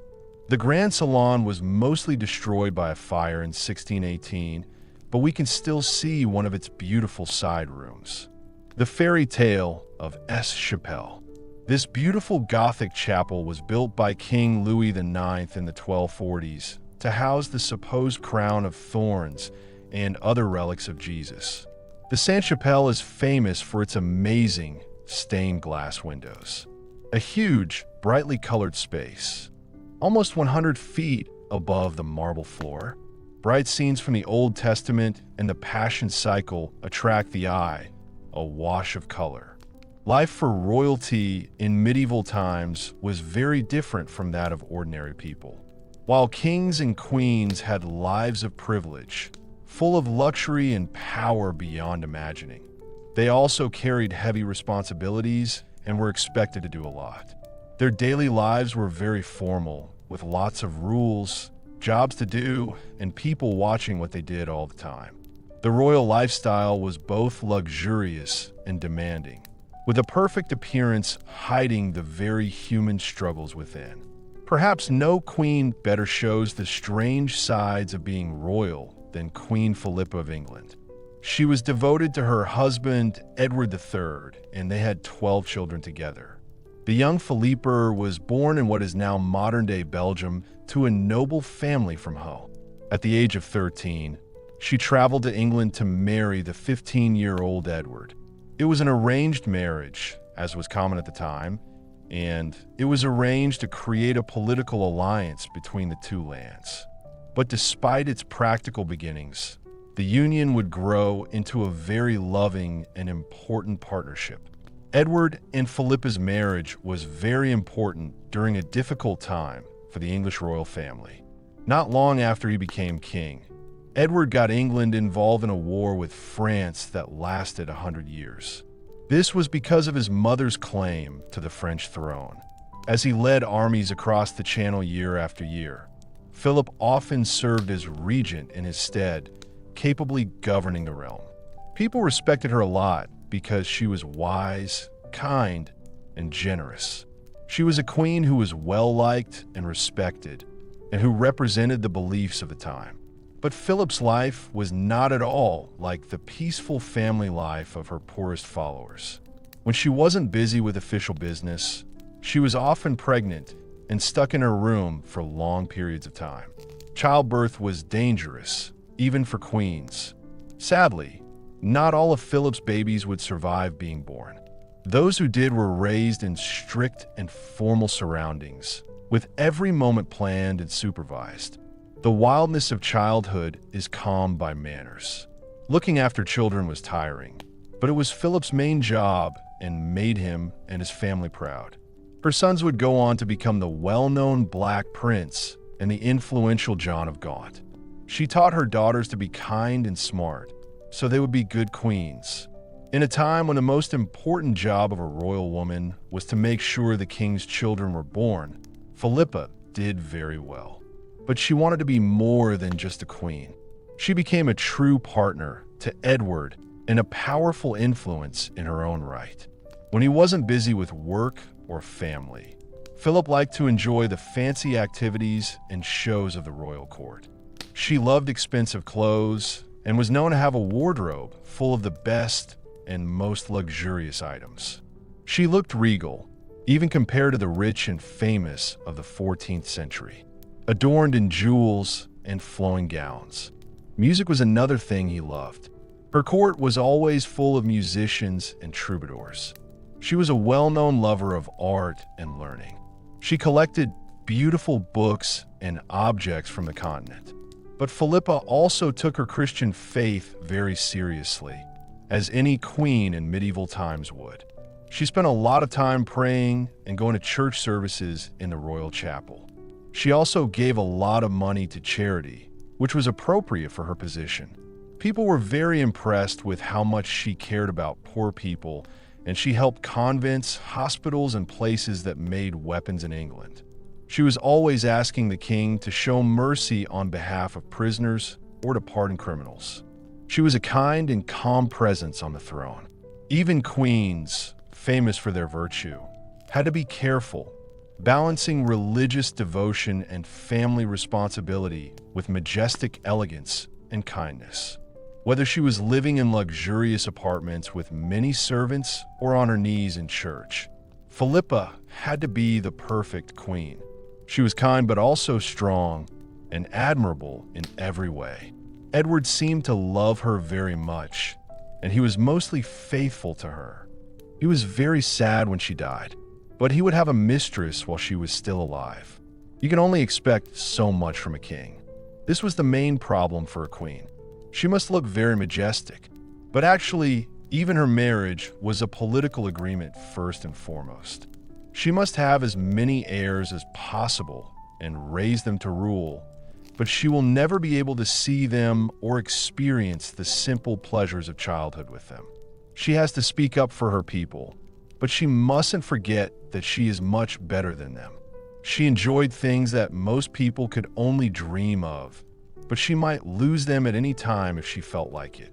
If you were royal, you live in a very fancy house that everyone could see, but you couldn't move around much. When English people looked up and saw Philippa and her family dressed up in fancy clothes, they saw mythical figures more than real people. When we look back at this time from where we are now, it can be hard to see past all the royal buildings and celebrations. But Philip's story reminds us that the king is a human being with his own worries and problems, which are not so different from our own. So come, let us return to the halls of Windsor and feel like 14th century royalty for a moment. Imagine you are wearing the embroidered velvet gown.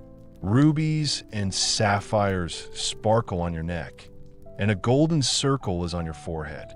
Minstrels play a delicate tune on violins and sitten while you enjoy glazed peacock and subtle marchpane. Your children run off to the gardens to play with cups and balls. Later nights will fight for your honor in the tilt yard, but don't stay too long in these nice places, because important business is waiting in the council chamber, and the religious leaders have lots of documents to read and sign. A crowd of people gather outside the city walls. They are asking for justice and asking for help. There are arguments between some of the lords, and the Scots are attacking the northern borders again. Your eldest son, who is still very young, must wait in France for the battlefield. And at the same time, you feel your unborn baby moving about. This is what life was like for medieval royalty. The wheel of history keeps on turning, and we must keep turning with it, leaving Philippa and her world that no longer exists behind. But let us still feel sorry for those long-dead lords and ladies. We may catch a glimpse of them in their normal lives, away from their royal roles and reputations. There, we might meet people who are similar to us, unlike the characters in storybooks. The crown is heavy, but the human spirit is strong. The crown jewels were the most valuable and impressive symbols of royal power during medieval times. These priceless coronation items, including crowns, orb, scepters, and swords, were decorated with large rubies, emeralds, sapphires, and diamonds the size of quail eggs. They were worn by the monarch during the most formal ceremonies and state events. Kings and queens were very proud of their jewels. They wanted to make them more and more beautiful. People didn't just show off their wealth for fun. They were political statements that were meant to impress people with the king's power. In the past, before mass media, the amazing sight of a king or queen wearing jewels was a way to influence people. It made the idea of the divine right of kings stronger. The idea that rulers were chosen by God to rule over their kingdoms. The crown jewels were similar to the treasures of kings mentioned in the Bible, like Solomon, who was known for his wisdom, wealth, and fame. When they were worn in cathedrals during holy festivals, they showed the power of the monarchy, the the rulers of the country, and the church together. When they showed it to important visitors from other countries, it showed how well off, elegant, and strong the country was. It cost a lot of money to amass such fabulous royal treasuries. Skilled workers spent years making one piece. The precious metals and gemstones came from all over the world. Gold from Africa, rubies from Asia, emeralds from Egypt.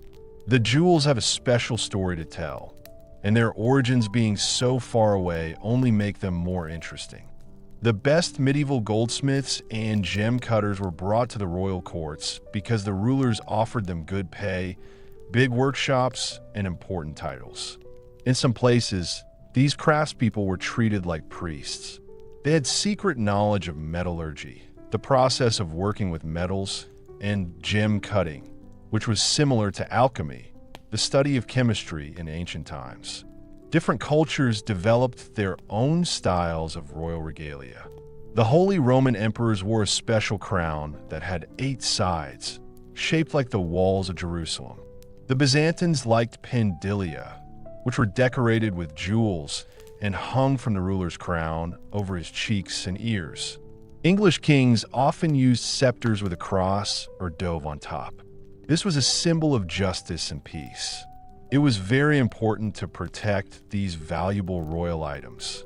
The most valuable jewels in the country were kept in the deepest parts of the castle, protected by the best soldiers who were always there.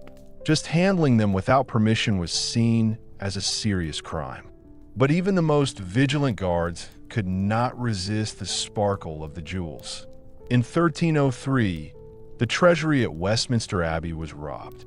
The golden crown, scepters, and rings of Edward the Confessor were stolen by a group of thieves. The crime was very bad, but you can almost admire how brave these criminals were. Very confident, taking the most valuable treasures in the land. The consequences were quick and horrible. Every able-bodied man in London was ordered to help with the hunt. The city gates were closed for days. Many suspects were arrested. It seems likely that the jailers weren't very interested in following Magna Carta rights. Although most of the jewels were eventually found, the crown was damaged so badly that it couldn't be repaired. This famous robbery later inspired many songs and stories, teaching people that it is easier for a camel to pass through a very small hole than for a thief to escape the king's justice. For ordinary people, even seeing the crown jewels was a rare and exciting thing. Maybe a quick glimpse as the royal procession went to Westminster for a coronation, or a glimpse of gold as the monarchs sat on their throne wearing all their royal clothes. It is interesting that for most medieval people, the royal crown jewels were like the famous quest object from the Arthur stories. They were a shining example of the Holy Grail, but it could never be touched because it was kept safe behind castle walls. It's wonderful to dream about those huge, bright gemstones, the warmth of that soft, shiny, golden color, and the sheer majesty of each treasure that is priceless and timeless. But even though the jewels impressed the public, the royals sometimes saw them as a heavy reminder of the problems of being a king. The 11th century German king Henry III reportedly hated wearing his crown because it gave him headaches. The 13th century English King John is said to have sold his jewels to pay for his wars, which were a sign of his bad spending habits. Maybe it was nice to put the 8 crowns down at the end of a long day of ceremonies. But even when they were alone, the royals couldn't escape the royal symbols. They wore smaller, jeweled diadems and coronets as part of their everyday dress. Their furniture and table decorations were made with gold and silver. Jewels glittered from every goblet and slipper. This level of luxury was normal and expected. A medieval king couldn't just greet the Venetian ambassadors wearing a simple monk's robe and a wooden bowl. Royalty had an important role to play. They were seen as the pinnacle of life on earth, a reflection of God's heavenly beauty, and were expected to set an example for everyone. In a world where most people were very poor, rulers had to look and live like the chosen ones, a group of golden demigods covered in the most precious earthly treasures known to man. We may think it's strange that people in the past like to show off so much, but there is no denying that these amazing artifacts are beautiful. Just think of the coronation crown of the Holy Roman Empire, a huge gold crown with sapphires, pearls, and a giant blue aquamarine. Or the Alfred jewel, the Anglo-Saxon amulet with its mysterious enamel picture as brightly colored as the day it was made. These wonderful things still have the power to amaze and motivate. The kings and queens who wore them are long dead, but the crown jewels are still a real-life symbol of the wealth, power, and glory of the royal family. They are more than just decorations. They are the stuff of legends. Not all royal treasures were as fancy as jeweled crowns. Monarchs also loved more simple heirlooms that were just as important. Take the coronation spoon used to anoint English kings and queens with holy oil. It's a small silver spoon, quite battered and not much to look at. But it's from the 12th century, and it's thought to be the only relic to survive the looting of the crown jewels during the English Civil War. Because of this, it was seen as having religious and historic importance, even though it didn't look that special. Or take a look at the strange Richow sword and its cover. This is a 10th century German weapon with a fancy cover made of silver. The cover has strange faces on it that look like they are melting into each other. Scholars still disagree about whether the disturbing designs were meant to represent the spirits of warriors eaten by the blade or a royal family becoming extinct. Whatever the reason, it is a very strange piece of craftsmanship and shows the more extreme side of medieval ideas. But such strange things were rare in royal treasure collections. Most of the displays showed how rich and powerful the rulers were, with examples of beautiful objects and skilled work. While ordinary people had to make do with simple huts, old clothes, and leather armor, the king and his servants had everything they could possibly want. The most detailed tapestries, the tallest Gothic cathedrals, the most charming music. Luxuries like spices, silks, and stained glass were imported from far away at a huge cost. Teams of tailor, goldsmiths, and furniture makers were employed to create a constant supply of beautiful and expensive goods.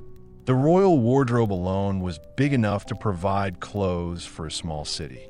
From man-trimmed robes to jeweled slippers to gold-plated underpants. It's no wonder that for the average pig herd or kitchen maid, the royal lifestyle seemed as impossible and amazing as that of archangels or fairy kings. It's no surprise that the story ended with a simple man becoming a king. Maybe you've pulled a sword from a stone, or married a prince, or woken up to find it was all just a beautiful dream. But even when medieval kings wore their best clothes and held grand ceremonies, they were still human. They weren't immune to the same everyday problems, feelings, and annoyances as the lowest member of the peasant class. One can easily imagine the royals having problems after drinking too much wine, or scratching their heads to get rid of lice, or changing out of uncomfortable clothes into something more comfortable. It's this human touch that makes them relatable, even though they were written hundreds of years ago. But behind the grand scenes, kings and queens were just like anyone else. They worried about their unruly children, had money problems, and suffered from indigestion. They did this while swanning around in fancy clothes and wearing jewelry on their underwear. So, as we drift off to sleep, let's dream of those long-ago lords and ladies. Let's imagine them holding court in halls hung with unicorn tapestries. Let's picture them eating gold-flecked pies and rose-petal puddings. Let's see them dancing the foreign doll by candlelight in velvet sleeves and pearl-sewn veils. A world of wonders, as amazing and far away as a beautiful picture in a religious book, but with royals who were just as human as you or I. Once they took off their crowns, good night, Sweet princes and princesses of the past, and angels sing you to your rest. We have seen that medieval monarchs had grand ceremonies and wore beautiful clothes at court. But they also had important jobs and were very religious. Perhaps no ruler showed these differences more clearly than the 14th century English king Edward III and his wife Philippa of Hainaut. Edward was made king when he was only 14 after his father. Edward II was forced to give up his throne. The young king showed that he was a good ruler and a good leader of the army. This helped England get ready for the 100 Years' War with France. Edward said he should be king of France because of his mother, Isabella, who was known as the She-Wolf of France. This conflict would take up a lot of Edward's time as king and would have a big effect on the Catholic beliefs of his court. Queen Philippa was a very important member of the royal family. She was married to a very ambitious husband. Together, they were in charge of a large and impressive royal household. This household included nobles, courtiers, servants, and important visitors. Philippa was not a passive partner. She was very involved in diplomacy and even negotiated a truce with Scotland while Edward was away fighting in France. The Queen was also a big supporter of the arts, especially music and dancing. Her influence helped shape the elegant, refined court culture for which she and Edward became famous. Edward and Philip were a very glamorous and powerful couple, but that didn't stop them from having children, which is what royals do. And in this, they did very well. Philippa had 12 children in total, including 5 sons who survived to adulthood. The eldest, Edward of Woodstock, would become famous as the Black Prince and the father of the future King Richard II. Through Philip's many daughters, the Plantagenet dynasty made political marriages with other European royal families. Even though there was a lot of drama in their lives, Edward and Philippa were actually quite a normal couple for a medieval king and queen. Edward III was very different to his father, who had many mistresses. He trusted Philippa as a political advisor and friend. According to some stories, when the queen was dying, Edward held her hand for several days until she died. Even before Philip's death in 1369, Edward was starting to withdraw from public life as he got older. The strong leader, who was a perfect example of the Catholic ideal, had become more and more weak in body and mind. In his final years, he was influenced by his mistress Alice Perez, who is said to have stolen from the royal treasury. When Edward himself died in 1377, the once glorious Plantagenet dynasty he and Philippa had built was close to falling apart. Richard II, the great-grandson of the king, was not right for the throne. He was forced to give it up by a group of nobles who were unhappy with him. But despite the problems that followed, the legacies of Edward III and Queen Philippa lived on. Edward was the first king to make English the official language of his court, which was a big change from the French that the Norman elite had always preferred. He also set up the famous Order of the Garter, which is still the world's oldest national order of knighthood. Philippa was the name of a famous horse that made the name well known in England. Before that, the name was not very common. Edward and Philippa were more than just rulers. They were also symbols of a perfect monarchy. They ruled with religion, chivalry, support, and power. Later centuries looked back to Edward for ideas about English identity. They saw him as a great king, a perfect example of courage and elegance. He ruled over a successful medieval kingdom. These images ignore the difficult parts of Edward's reign, which shows how popular the stories about his family are. In the Middle Ages, power was often passed down through the family. The fate of bloodlines and kingdoms were closely linked, like pieces on a chessboard. Edward III and Philip were always thinking about politics more than personal feelings. Their marriage is the reason why England and Philip's home country of Hainaut are now allies. This is very important because it is going to help both countries in the 100 Years' War. These same royal rules meant that royal children were often treated more as political pawns than as much-loved family members. Even for a loving mother like Philippa, her daughters were going to be used as bargaining chips. Their marriages were sold to the highest bidder. Princesses were often sent away to live in other countries when they were just 10 or 12 years old. This was to make an alliance with another country or to claim the throne. This was also true for Edward and Philip's second daughter, Princess Isabella. When she was just 13, Isabella was sent to Gascony to marry Edward's close friend, the Lord of Cussy. The young girl's wedding in 1365 was a big show of English wealth and power, as well as a marriage ceremony. Isabella's fancy dress took up all the space in a ship, and her 4,000 mark dowry needed its own special ship to carry. The Lord of Cussy was so impressed by this showy display that he immediately decided to become an English vassal. Forget about being a queen. Being pregnant and having a baby was really important in medieval times. It was a big responsibility, especially because queens didn't have much knowledge about cleanliness and medicine. Even the most respected woman was at risk of being judged for her morals. Even Philippa, who received the best obstetric care available at the time, felt scared every time her belly got bigger. Maybe she said a quick prayer to Saint Margaret, who is the saint for pregnant women, or she held a lucky charm that was made of precious stones and was thought to help with childbirth. As with many things in medieval life, royal births were seen by many people and were very important politically. When her time came, Philippa would go to her room, and her ladies would go with her. They would wait in a dark room, which was kept very clean and was sealed so that evil spirits couldn't get in. Whenever a new prince or princess was born, bells would ring and bonfires would be lit to celebrate another successful act of dynastic continuity. And a happy Edward would send riders to tell everyone about his new family. Both the royal and peasant families saw children as the key to their power. This could mean two things. Either a new member of the royal family was being born, or the king needed more people to work on his land. But even the most famous bloodlines must end one day. Edward III outlived both his beloved wife and his eldest son, the famed Black Prince. He died a weak and helpless old man. The kingdom he had once ruled was already falling apart.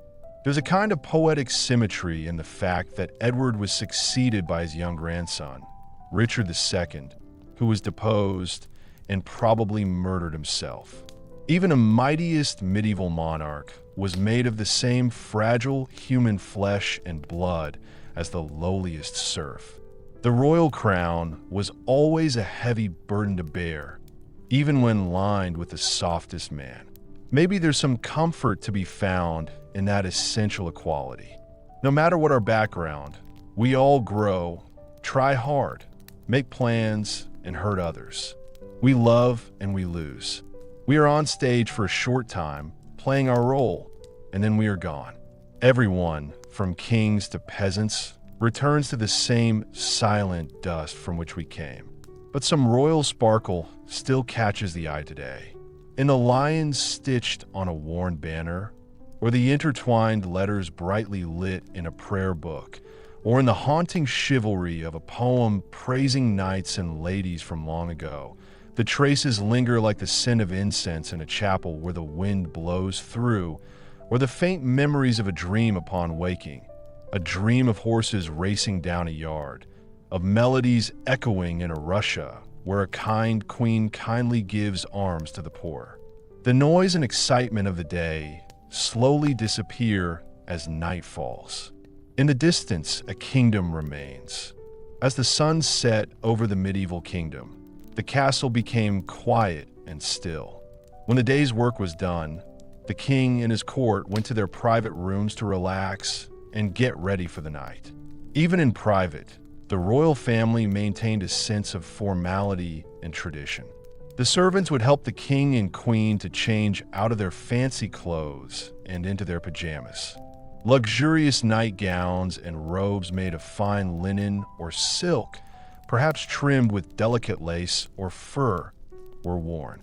A chambermaid would gently brush the queen's long hair with slow, soothing strokes, making it shine like spun gold in the flickering candlelight. The king might be sitting by the fire, thinking, while a servant takes off his shoes. These private rooms were the ultimate safe haven where royalty could relax away from prying eyes. Here, in the most private areas, the signs of wealth and status were less obvious. The walls were decorated with pictures of calm gardens and religious scenes, and the floors were covered with soft carpets. The big bed with the canopy was covered with lots of embroidered pillows and blankets, like a cozy cocoon, promising a restful night's sleep. Before they retire, the monarch might spend some time reading private letters or looking at government documents one last time. A priest would come to hear the royal confession and give a blessing. Finally, the king and queen would get into bed and close the heavy velvet curtains, shutting out the world. As sleep came over them, one can't help wondering what their dreams were made of.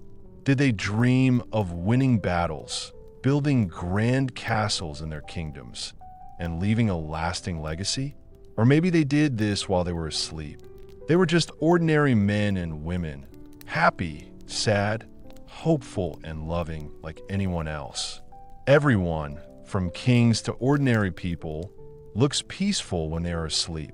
In this state, they forget their problems and good things happen to them. We often imagine royalty living in incredible splendor, but in truth, their lives were a mixture of show and calm, responsibility and rest. When you go through the gates of a castle, you realize that the people inside, wearing crowns and gowns, have hearts that are not so different from our own. The walls of England's Leeds Castle could tell such tales of royal life. This old building was used by many medieval kings and queens. It was built in 119 by a Norman lord called Robert Drevger. The lead mines were taken over by the royal family when King Edward I bought them in 1278. This castle was a favorite place for Edward's queen, Eleanor of Castile, to stay. It was known as the Castle of Queens and the Queen of Castles. Eleanor was famous for being beautiful, smart, and completely loyal to Edward, a prince from Spain. She married the English prince at the age of 13 and supported him as he became king and went to war in Wales and Scotland. The royal couple had 16 children together, which helped to create the Plantagenet dynasty. Sadly, he died in 1290 while traveling to join Edward on a military campaign. The 49-year-old from Eleanor got a bad case of quartan fever. The king hurried to her bedside, trying to help her, but there was nothing he could do. The king was devastated when his dear wife, Eleanor, died, just as he was holding her in his arms. "I loved her dearly while she was alive," Edward said sadly. "I still love her, even though she has died." The king was so sad about Eleanor's death that he built 12 stone crosses at each place, where the funeral procession stopped on its journey from Lincoln to London. The Eleanor crosses were Gothic masterpieces, tall monuments to an extraordinary queen and a lasting royal love. Though only fragments remain today, these crosses show that the heart inside the crown was very important. Even though they were rich and powerful, medieval royals still felt the full range of human emotions. They also suffered losses and were happy when they won, felt despair, and found hope again. Next time you see a castle or statue that is falling apart, remember the people who lived through hard times like this and all the happy and sad moments that happened in history. As we explore the past, we connect with our royal ancestors, not through their symbols of power, crowns, and castles, but through our shared human experience. And so we say good night to the kings and queens of old, knowing we all need rest at the end of a long day. The candles burn out, the castle sleeps, and history continues. Good night, dear viewer, and may your dreams be as sweet as a traditional song.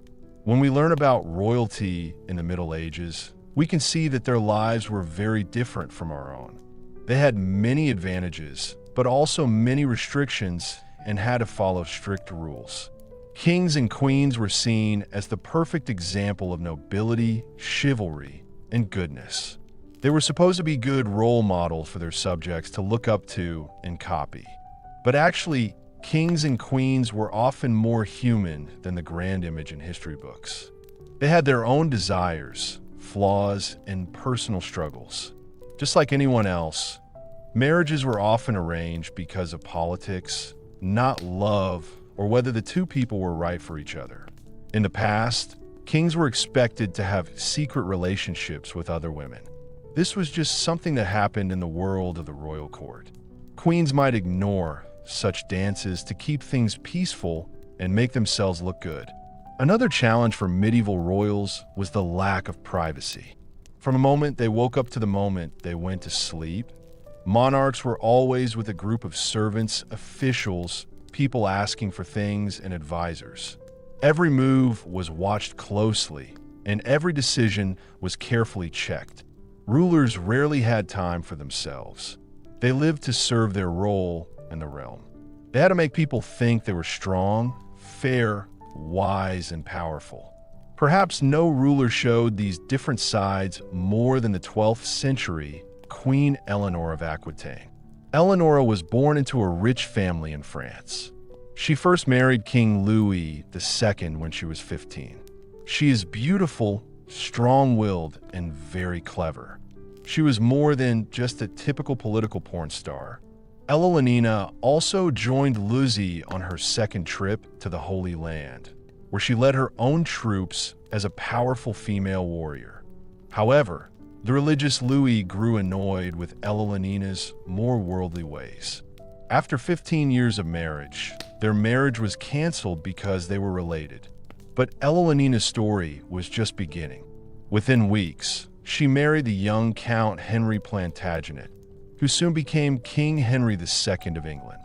Louis' vassal and the king were once rivals. Eleanor gave birth to 8 children for Henry, including the future kings Richard the Lionheart and John Lackland. As Queen of England, Eleanor presented herself as a clever and devious player on the world stage. She was the leader of the Plantagenet Empire, which was huge and included most of England and a lot of France. Her court at Poitiers became famous for its romanticism and was the perfect example of this style of love. Eleanor was influential and mysterious. She spent 16 years under house arrest because she supported her sons in a revolt against Henry. She was very strong and survived after Henry's death. She ruled as regent while Richard was away. Eleanor's long, eventful life shows how difficult it was for medieval queens. But even though they were held back by their gender and role, the most brilliant people still found ways to make their own decisions and have an impact. They were politicians, patrons, diplomats, and dynasts.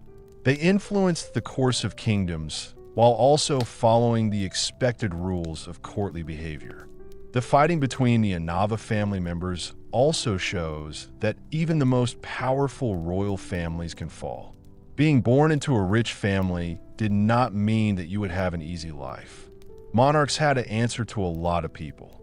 They needed the support of the nobility and the rich, and the religious authorities said they were allowed to be in power. They also needed to keep the common people happy, because if they didn't, they might revolt. It was difficult to balance all these interests while also trying to impose their own will. This is what makes the royal families of the Middle Ages so interesting. These were flawed individuals who were expected to do well because of their family and social status. We can look at the big events in history through the lives of the people who lived through them, including their successes and their mistakes, and the people they loved and lost. But we can also find small signs of more familiar human qualities. Parents try to raise children. This is about couples trying to make sense of the tricky world of arranged intimacy. Leaders who want to be in control, but also want to be good people. In the end, the royal life was as much of a golden cage as a pedestal. The royal lifestyle had its problems. Every delicious meal was suspected of being poisoned. Each military campaign was risky, as they meant leaving home and potentially being captured or killed. The beautiful ceremonies and rituals hid a life of constant performance. Even the most private place in the world, like a king or queen's bedchamber, was not really private. They could not escape their duties.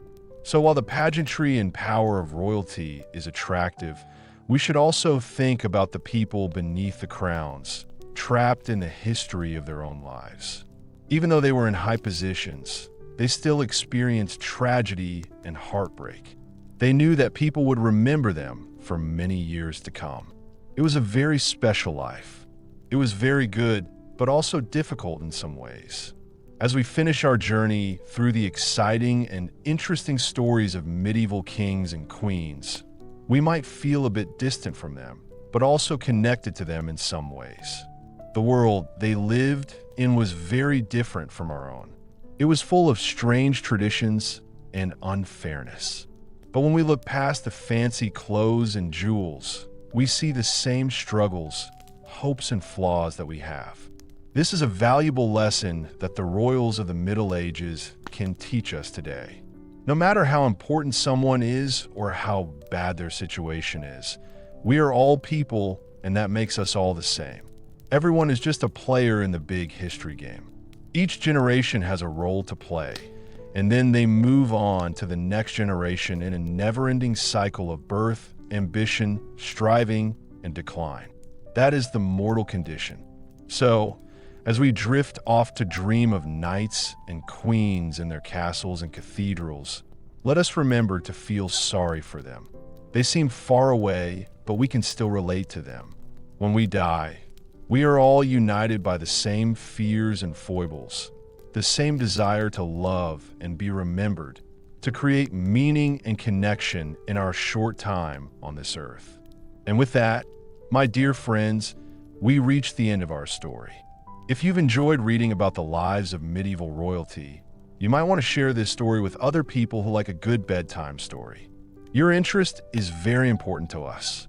Until we meet again, I say goodbye. I hope your dreams are as nice as a lullaby sung by a minstrel and heard in the peaceful night air. Good luck.